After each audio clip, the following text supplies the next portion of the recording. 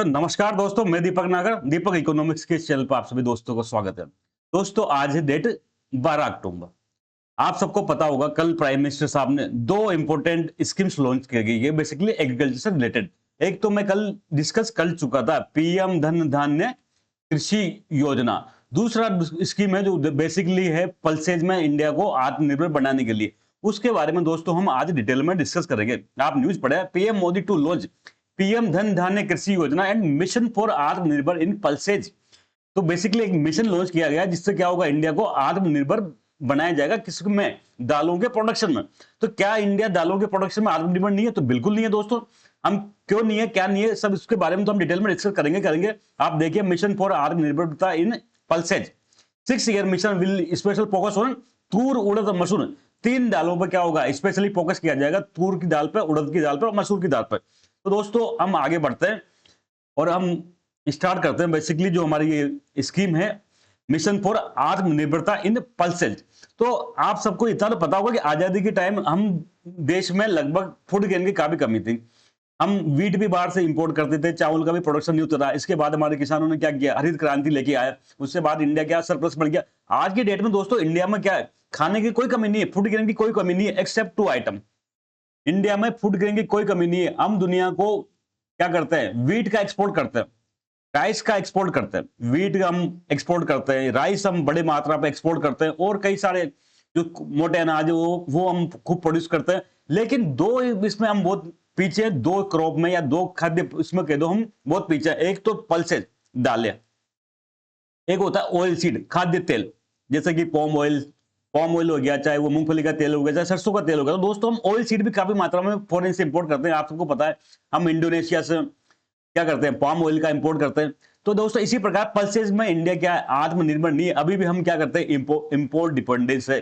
तो किसी भी इसे खाने की इतनी इंपॉर्टेंट चीज पे इंपोर्ट डिपेंडेंसी अच्छी बात नहीं है। गवर्नमेंट क्या चाहती है, इसमें आत्मनिर्भर बनना चाहती है, मतलब हमारे यहाँ पर कुल मिला के प्रोडक्शन बढ़ाना चाहती है दालों का। इसी के लिए दोस्तों ये मिशन लेके आए हैं, basically mission for Atmanirbharta in pulses.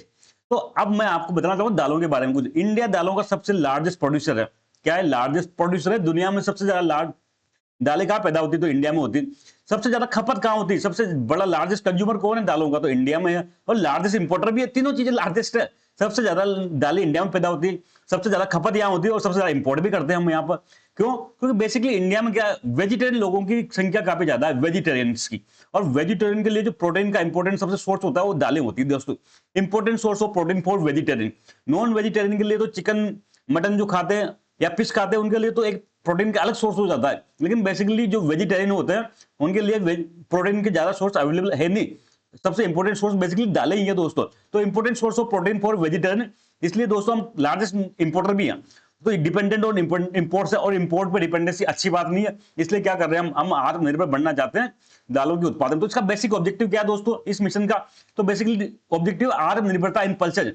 जो पल्सेज के उत्पादन में हम आत्मनिर्भर बने, इंपोर्ट ना करें। तो अब कैसे आत्मनिर्भर बनेंगे, ऐसे बातों से तो नहीं बनेगा। तो सबसे पहले बनेंगे हम डोमेस्टिक प्रोडक्शन ऑफ पल्सेज बढ़ाना है। क्या करना, जो हमारे यहाँ देश में जो प्रोडक्शन हो रहा है, जैसे तूर दाल का, उड़द दाल का, तो इसका प्रोडक्शन बढ़ाना है। कैसे बढ़ाना है वो तो हम आगे जानेंगे इस योजना के माध्यम से, इस मिशन के माध्यम से। साथ में क्या करना है, reduce import dependence. Import dependence को कम करना है, डोमेस्टिक प्रोडक्शन को बढ़ाना है, जिससे क्या हो, देश को फूड सिक्योरिटी हासिल हो सके। अभी भी हम फूड सिक्योरिटी के लिए क्या है, इंपोर्ट डिपेंडेंट है, स्पेशली दालों में और तेल में, खाद्य तेल में। तो इसलिए क्या करना है, 3 बेसिक ऑब्जेक्टिव, इसका प्रोडक्शन बढ़ाना, इंपोर्ट डिपेंडेंस कम करना और फूड सिक्योरिटी को हासिल करना।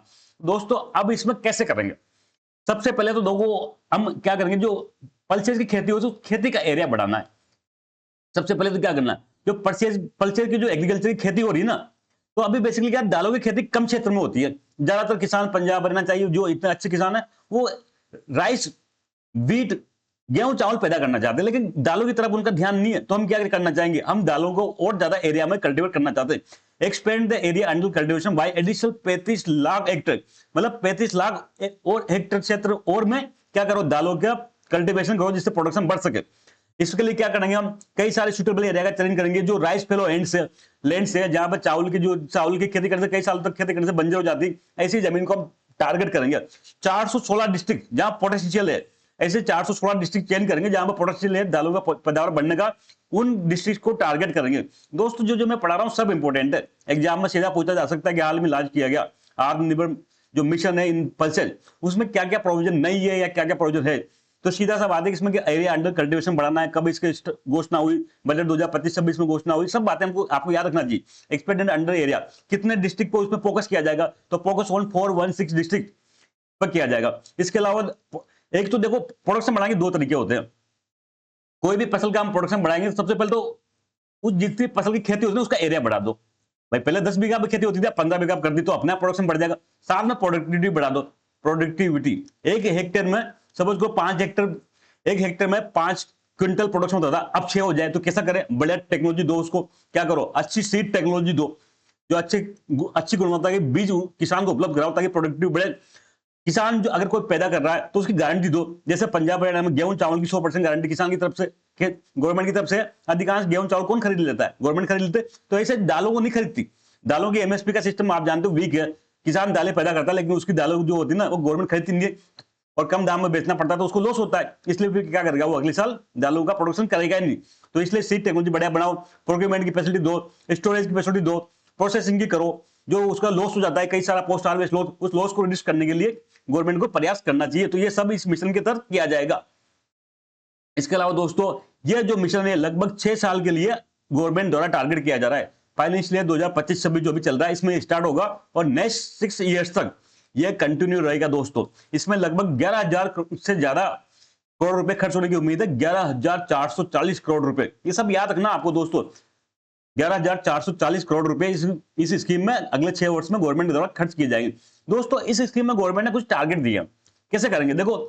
सबसे पहले देखो 2023-24 में अगर जो दालों के अंदर में एरिया जो था ना, जिस एरिया में खेती होती थी वो 275 लाख हेक्टेयर था, इसको कितना बढ़ा के 310 करना है बेसिकली। इसको बढ़ा के तो 35 लाख हेक्टेयर की खेती बढ़ेगी। तो जो 2023-24 में 275 लाख हेक्टेयर खेती होती थी दालों की, उसको 2030-31 में अगले 6 साल बाद कितना करना है, 310 लाख हेक्टेयर करना। जो प्रोडक्शन अभी 242 लाख मीट्रिक टन हो रहा है दोस्तों दालों का, उसको बढ़ाए कितना करना है, 350 लाख मीट्रिक टन करना। तो इसके अंडर में ये टारगेट गवर्नमेंट ने सेट किए हैं इस मिशन के माध्यम से अचीव करने का। अब कैसे, इसके अलावा दोस्तों इसमें एक और काम किया गया। देखो दालें भी कई सारी होती है। दालों में सबसे इंपॉर्टेंट दाल 3 दालें जो हमारे आम जीवन में उपयोग होती है। एक तूर की दाल है, एक उड़द की दाल है, एक मसूर की दाल है। तो गवर्नमेंट ने इस मिशन के तहत घोषणा करेगी कि जो तूर उड़द और मसूर जितना भी किसान पैदा करेगा उसको 100% गवर्नमेंट खरीद करेगी। गवर्नमेंट क्या करेगी, 100% प्रोक्योर करेगी। सोचो कितना बड़ा अनाउंसमेंट है। गवर्नमेंट क्या करेगी कि तूर उड़द और मसूर ये 3 दालें जो भी किसान पैदा कर रहा है वो 100% गवर्नमेंट खरीद करेगी। अब चाहे कितना भी भाव रह जाए लेकिन गवर्नमेंट उसको एक निश्चित दाम पर सारा का सारा जो किसान का माल है उसको खरीदारी करेगी। इससे उसको क्या हो जाएगा, किसान को एश्योरेंस मिल जाएगा कि उसका माल गवर्नमेंट खरीदेगी। इसके अलावा दोस्तों एक पीएम आशा स्कीम चलती है, आपने देखा होगा। एमएसपी के अलावा और कई सारी फसलें, बेसिकली पीएम आशा जो स्कीम है इसके तहत गवर्नमेंट खरीदारी करती है। तो चूंकि अब गवर्नमेंट एश्योर्ड प्रोक्योरमेंट दे रही है दालों के लिए तो इसका बजट बढ़ाना पड़ेगा। तो इसको बजट पहले 85,000 करोड़ रुपया था पीएम आशा स्कीम का, इसको बढ़ा के कितना कर दिया गया है, 60,000 करोड़ रुपए कर दिया गया। तो दोस्तों ये पूरा डिटेल था mission for Atmanirbharta in pulses. I hope आप सबको अच्छे से समझ में आया होगा। जल्द मिलेंगे, तब तक के लिए थैंक यू, जय हिंद।